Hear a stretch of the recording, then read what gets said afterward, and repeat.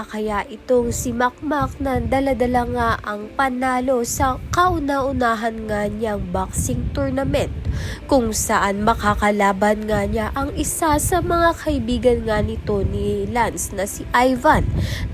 Maging sapat nga kaya ang daladalang lakas ng loob nito ni Makmak na kalabanin at ma-knockout nga ang kalaban, o di kaya siya nga ang ma-knockout. Ramdam mo naman nga ang tensyon sa laban, at ito ngang mga kaibigan ni Makmak ay kinakabahan na nga sa kanyang unang first tournament.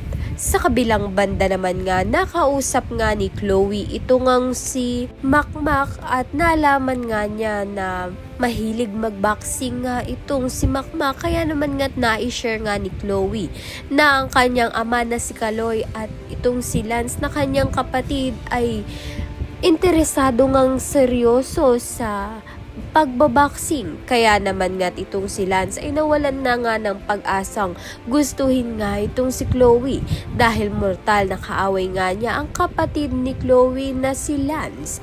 Kaya naman nga yan at iba pa ang dapat nating pakaabangan. Maraming salamat sa iyong panonood.